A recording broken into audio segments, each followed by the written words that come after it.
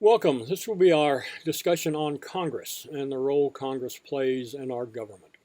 We know a little bit about Congress from our civics classes or American government classes we may have taken in high school or some readings that we may have done. We know that we have a bicameral Congress, which means we have two houses. We have an upper chamber called the Senate, which has two representatives from each state for a total of 100. And we have a House of Representatives that has 435 members that are distributed based on population. And that's why the current census is so important, because there will be redistricting that will occur, and changes in population can result in the shifting of members of Congress away from one state into another, as happened in 2010 when South Carolina gained an extra member of the House of Representatives. Senators serve 6-year terms. They are reelected 1/3 every 2 years. No term limits. The members of the House of Representatives are elected for 2-year terms, and they must run for reelection every 2 years. In the large organizational structure, this is not at all unlike the British system, where they had the bicameral House and House of Lords and House of Commons. One representing the Lords, the upper class, one representing the common folks is in the House of Commons. Our Congress and the distribution of Congress came out of the constitutional debates over the fairness of representation and concerns of the small colonies about being dominated by the large, and how do we count population and have fair representation. So the distinction was made. The Senate would have 2 members from each state, so equal representation. The House of Representatives would have 435 total members, and they would be divided among the states based on population. Basics. How a bill becomes a law, we've all studied in other cases. It starts out as either a bill introduced in the House or in the Senate.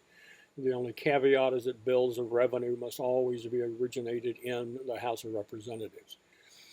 Both houses of Congress can be in the process of devising their own bills, and they can come up with separate bills that are passed. In order for it to become a law, both houses of the Congress must agree. Where there is disagreement, they now go into a conference committee that has membership from both the Senate and the House of Representatives. They make adjustments to the bill, which is then resubmitted to the membership for a vote. And once voted upon, it goes to the president for signature, and then he can veto that if he disagrees. And the House and Senate can overrule with a 2/3 vote. And then there's such a thing called a pocket veto, where at the end of the session, the president can just set aside a piece of legislation and not sign it during a time period, and it becomes vetoed automatically because of expiration of time. And there again, the House and the Senate can override the vetoes. We'll see in the debates and the dialogues that take place, one of the powers that the president has in dealing with Congress is through the State of the Union address to be able to set budget priorities, policy priorities, foreign policy priorities, domestic policy preferences, and those then will be introduced generally by the party of the president to start the ball rolling in Congress. The other power he comes is a threat of veto, and you'll see that's used more and more, especially when we have a divided Congress such as we have today, where the House and the Senate are controlled by different parties. And so this threat of veto becomes more critical, because in that environment, it's tougher to get both houses to override presidential veto. So the politics of how bills become law is very much wrapped up in the organization and structure of both the House and the Senate, and by the process of bills becoming laws. You've read that. That's an important part to understand. And it's through the introduction of laws that then is this notion that we have the right of petition for redress of injuries, and that redress is predominantly done through our elected representatives, either the House or the Senate, to get their input, their concern, their desires, your interest, your desires, to come to some sense of what the policy directions need to be. Very brief overview of what takes with that. The challenge that we go back and look at the Congress is much like we've had with the president and much like we had with natural law. What the founders thought and what's happened today are not necessarily the same. The early readings in your text on the Federalist paper, and there are several that they mention, talk about their concern about the qualities and the qualifications of people that are in Congress, either in the House or in the Senate. And they go into great detail in the Federalist Papers on what they expect the education should be, the experience ought to be, the importance of understanding foreign affairs, the importance of understanding revenue and things of that nature. Very much concerned about that. They also did not envision professional politicians. At the time, the sense was you would come in, do your civic duty, and then go back to where your home is and continue your life outside of the public realm. And we saw that desire specifically spelled out when we looked at George Washington and his desire not to be a long-term president so that he could get back to his farm. That was the original thought, that these were people who would be doing their civic duty and making their contribution and move along.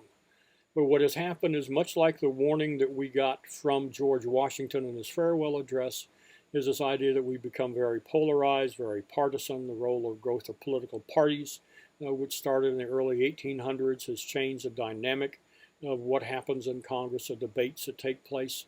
There are those that would suggest as you move forward that it's become more party dominated, and party preference takes the higher ground than does support for the citizens, support for the people, doing what's the best interest of all the people. And that's becoming an ongoing debate, and there's those that suggest, as you noticed in your reading, that this is evolving. The By article as to why he chose to leave was because it was changing so much, the collegial nature. And that wasn't what was intended by the Founding Fathers when you go back and read the Federalist Paper, when you go back and look at the political climate at the time. They expected a much more collegial relationship where you could disagree, but still go out and have supper after the sessions were done and had a personal relationship. And there are those that suggest that's more and more not what happens.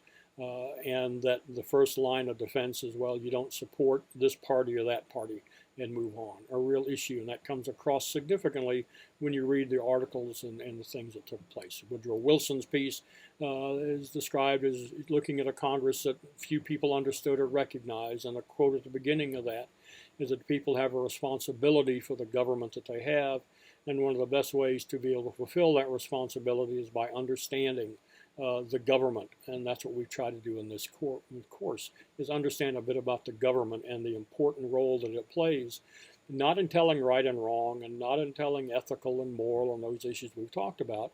The purpose of government is simply to legitimize behavior.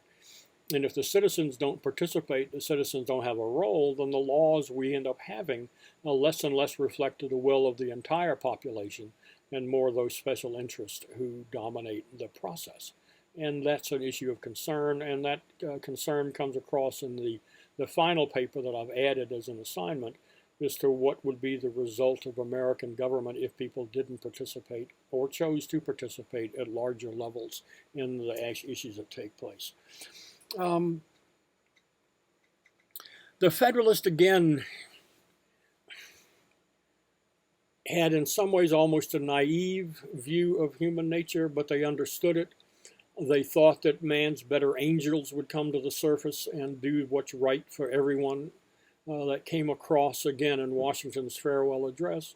And a bit of that can come across in Dwight Eisenhower's farewell address, where he worried about what he called the military-industrial complex. He saw the way that the politics of Congress was changing, such that there was undue influence on the part of outside interest, in this case the military, and their ability to influence Congress to push forward contracts for services and goods that they provide that may not always be militarily necessary. It was more to create jobs. And you see that today when you have debates in Congress over whether a product, whether a warfare implement is needed, or whether it's designed something to provide jobs back home. You go back and do the study and look at how a lot of the legislation is put together and the way companies put together their proposal. They will distribute workload among the states of the major supporters of the legislation to make sure that they get some of the economic benefit from creating the jobs. And an in-depth study shows that in several cases the military was opposed to a weapons procurement project that was supported by politicians for other than military reasons. So that's one of the complexities that's happened in the Congress, and that's what your articles point out. You have this notion of the electoral connection. To what extent are the people and the politicians connected? To what extent does that show up in terms of the involvement of the people in the election process?